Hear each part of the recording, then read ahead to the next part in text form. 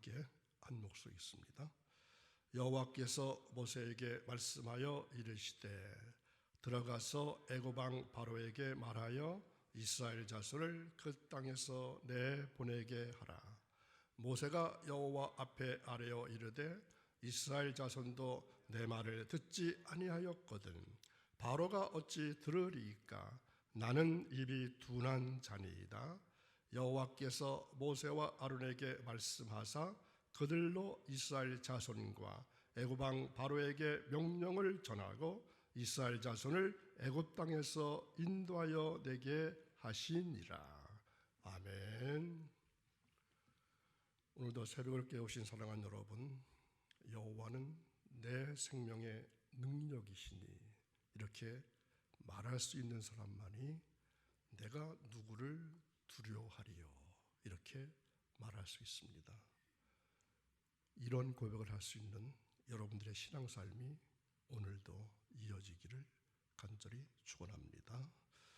오늘 말씀의 제목은 여호와 하나님 언약의 말씀에 관한 말씀입니다. 키워드는 세 번의 생애, 가장 큰 성공, 영적인 문제, 언약 백성, 이러한 주된 말씀을 찾아보면서 은혜 나눌 수 있기를 바랍니다.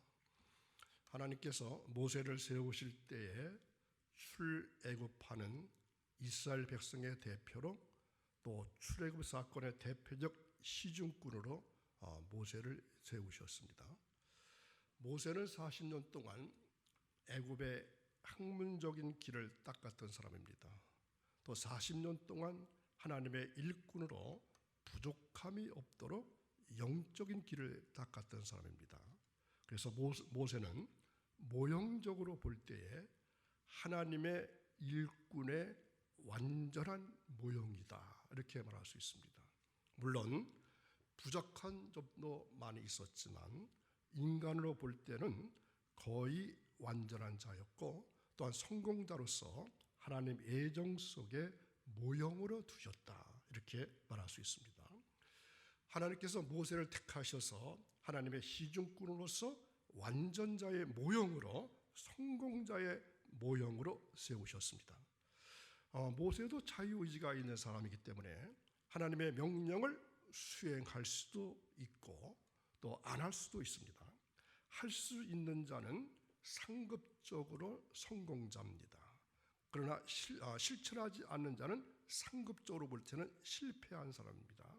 이러한 점에서 모세는 상급적인 성공자였습니다. 시편에 보면은 우리 인생에는 세 가지 인생이 있다고 말씀합니다. 여러분 알고 계시나요? 우리의 일생을 세 번이나 있다. 인간이 하는 존재는 세 번의 생애를 산다는 것입니다. 일생이 있고 이생이 있고 삼생이 있습니다. 첫 번째 일생은 무엇일까요? 시편 22편 9절을 보겠습니다. 오직 주께서 나를 모태에서 나오게 하시고 내 어머니의 젖을 먹을 때에 의지하게 하셨나이다. 아멘. 그리고 139편 13절 주께서 139편 13절 주께서 내 내장을 지으시며 나의 모태에서 나를 만드셨나이다. 아멘. 그럼 일생은 어디를 말하죠? 바로 어머니의 모태에서 10개월 동안 생애가 일생입니다. 이 기간이 지나면 이 세상에 태어납니다. 그것이 바로 두 번째 이생입니다. 이 세상에 태어나면은 약 100년 정도 자신의 생을 살게 됩니다. 여기에 대한 기록을 모세는 시편 90편에서 이렇게 말씀합니다. 시편 90편 10절, 시편 90편입니다.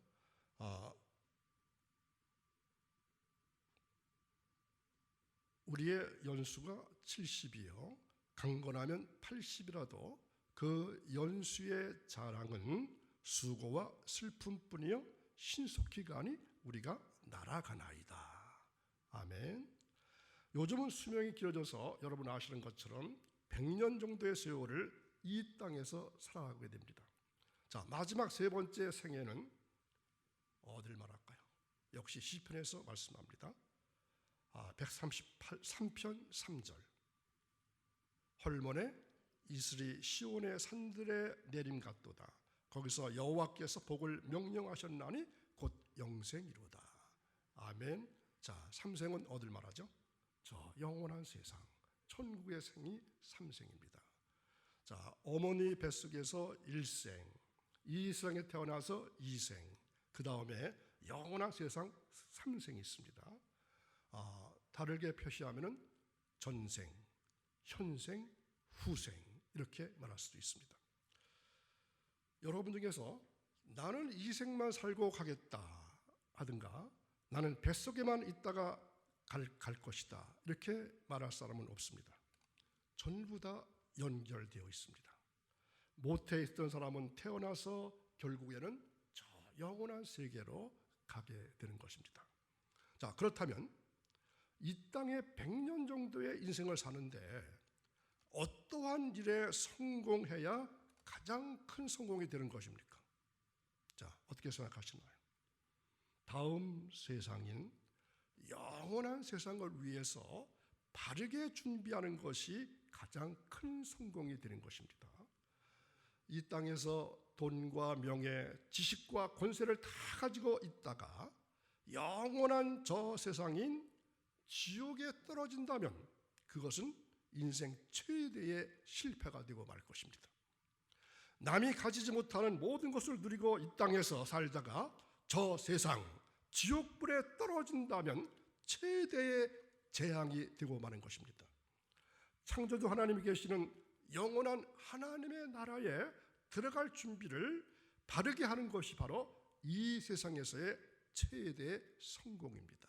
이생, 두 번째 삶을 사는 데 있어서 최고의 성공이 바로 삼생을 준비하는 것입니다.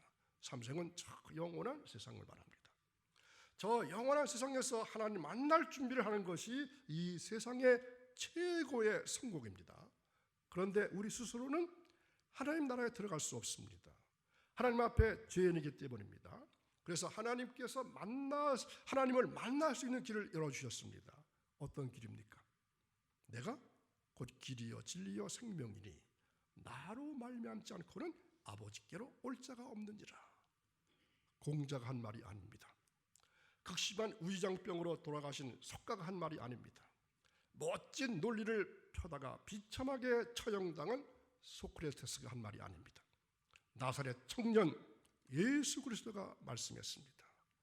베들레헴에서 태어난 예수님께서 말씀하신 것입니다. 하나님을 만날 수 있는 유일한 길은 예수 그리스도뿐입니다.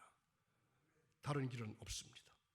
그러므로 상급적으로 성공하는 삼생, 곧 하늘나라의 삶을 위해서 이 세상에 있을 때 잘 살아야 합니다. 상급받을 일을 많이 해놓아야 합니다.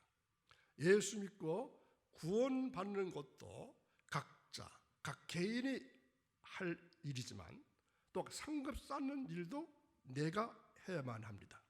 믿음 좋은 남편이나 믿음 좋은 아내가 내 대신 상급을 쌓아줄 수가 없습니다. 또 자식이나 부모나 또 다른 사람이 대신해 줄 수 없습니다. 오로지 내가 해야 합니다. 하나님 앞에서는 그래서 철저하게 나 혼자입니다. 그렇다면 왜 하나님께서는 우리를 세상의 성공자로 만드시기를 원하시는 걸까요? 바로 인생의 답을 찾지 못한 채 세상에서 성공한 사람들을 살리기 위한 것입니다. 내가 삼생, 영생으로 갈 수 있는 길을 먼저 얻고 성공자가 된 다음에 인생의 답을 찾지 못하는 불쌍한 사람들에게 성공자로 만들기 위해서 우리가 있게 되는 것입니다. 세상의 성공자들은 전부 자기의 능력과 노력으로 성공했습니다. 그런데 인류의 역사상 세상의 성공자들이 행복한 생애의 마감을 한 자가 단 한 명도 없다는 사실 여러분 알고 계시나요? 이것은 철칙이요 법칙입니다. 자, 하나님을 만나지 못하고 성공한 자들은 반드시 비참한 최후를 통과해야만 했습니다. 자, 몇 사람을 찾아보겠습니다. 지구의 절반을 장악한 사상 무엇이죠? 불교의 머리가 석가입니다. 석가가 어떻게 생을 마감하는지 아시나요? 그의 말대로 성불했을까요? 영원한 몸으로 바꿔서 죽었을까요? 사실은 극심한 위장병을 호소하다가 굉장히 초췌하게 죽었습니다. 아무리 큰 진리를 깨닫다 할지라도 병마를 이길 수가 없습니다. 한 세대를 움직였던 철학가 소크라테스는 비참하게 처형당했습니다. 로마의 시저 온몸에 23벌이나 칼에 맞아 죽었습니다. 전 세계를 호령했던 몽골의 징기스칸, 중병에 걸려서 치료 한 번 못 해보고 32살에 죽었습니다. 마게도니아의 알렉산더 대왕은 말라리아에 걸려서 극도의 정서불안에 떨다가 공황장애로 죽었습니다. 내 사전에 불가능은 없다고 말했던 나폴레옹은 전 세계를 정복할 것처럼 굴다가 나중에는 한 평도 안 되는 지하 감옥에서 온몸에 피부암이 걸려서 죽었습니다. 감옥 창살 밖으로 바람 부는 바다가 보였다고 하는데 이렇게 고백합니다. 저 바닷물이 내 눈물이요, 저 바람은 내 한수입니다. 바닷물이 얼마나 많은데 그게 자기 눈물이랍니다. 예수 그리스도는 칼 한 번을 안 썼는데 전 세계를 정복했다. 나는 칼도 있고 군사도 있었지만 땅 한 평밖에 차지하지 못했구나. 이렇게 죽었습니다. 애쓰고 노력해서 조사하지 않아도 세상 성공자들은 전부 이렇게 죽었습니다. 지식과 사상, 돈과 권력, 인기와 명예로 해결이 안 되는 그 무언가가 있다는 얘기입니다. 그것이 바로 무엇일까요? 영적인 문제입니다. 세상 사람들은 이것을 운명, 재앙 또는 저주라고 표현합니다. 보통 얼마 전까지만 해도 영적인 문제는 종교, 교회에만 있는 줄 알았습니다. 그런데 이제는 세상 사람들도 영적인 문제를 말하고 있습니다. 영성을 논하고 있습니다. 영적인 존재인 인간은 영의 창조주 하나님과 함께 해야지만 행복하도록 지어진 존재입니다. 하나님을 떠나면 사악한 영인 사탄과 마귀가 그 인간을 괴롭히고 방해하고 죽이고 끝까지 쫓아다니게 됩니다. 그 영적인 사실이나 현상을 바로 영적인 문제라 이렇게 표현합니다. 이것이 바로 인간 불행의 근본적인 원인입니다. 이 근본 문제를 해결할 수 없으니까 하나님께서 그리스도를 보내시기로 약속해 주시고 그리고 보내신 것입니다. 재앙과 저주에서 해방시키신 분이 바로 예수 그리스도십니다. 흑암 권세를 박살내신 분이 바로 예수 그리스도십니다. 그분이 바로 저와 우리 안에 계십니다. 인간의 영원한 문제를 완전히 해결하신 분 예수 그리스도께서 우리의 해답이 되십니다. 예수님을 믿고 섬기는 신자가 바로 인생의 해답을 가진 자들입니다. 그 인생의 해답을 가지고 세상의 성공자들을 치유하고 살리는 것입니다. 그런데 하나님은 우리가 모세와 같이 되기를 원하십니다. 우리는 하나님 아버지, 주 예수님, 성령님의 요청과 부탁과 청탁을 받고 있습니다. 어떤 청탁이죠? 어떤 부탁이죠? 하나님의 법도와 율례와 교훈대로 순종하며 살도록 요청을 받고 있습니다. 그래서 상급적인 성공자로 살도록 원하고 계시는 겁니다. 모세가 하나님의 영을 받고 출애굽 역사를 시중들 때에 모세의 속을 썩이는 것은 누구였습니까? 바로도 속 썩였지만 바로보다는 오히려 백성들이었습니다. 바로는 이방인이니까 그렇다 치더라도 하지만 이스라엘 백성은 왜 그랬을까요? 그것은 바로 진리 지식이 없어서 그렇습니다. 즉 몰라서 그렇습니다. 하나님과 단일된 지식을 소유하지 못해서 하나님과 하나 단일을 이루어가지 못하는 것입니다. 하나님과의 단일된 지식은 무엇일까요? 바로 천국 지식입니다. 진리 지식입니다. 영생하게 하는 지식입니다. 생명적 지식인데 백성들은 이것을 소유하지 못했습니다. 모세는 하나님 앞에 나가서 자기 자신의 진실된 모습으로 고백했습니다. 나는 입술이 둔하고. 하나님께서 모세를 모르실까요? 이것은 모세의 겸손과 진실을 의미합니다. 우리는 겸손과 진실로 하나님과 단일을 이루어야 합니다. 그래서 모세는 이제는 하나님과 단일이 된 것입니다. 한마디 주시면 한마디, 두마디 주시면 두마디, 이제는 주시는 대로 전하는 자가 되었습니다.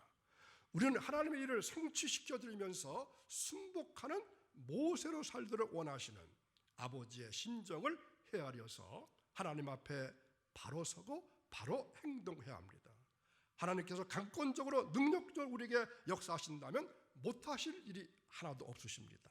그러나 기다리시고 안 하시는 것은 우리에게 기회를 주시기 위함입니다. 어떤 기회입니까? 일하는 기회입니다. 시중 드는 기회입니다. 그리고 회개할 기회를 주시는 것입니다.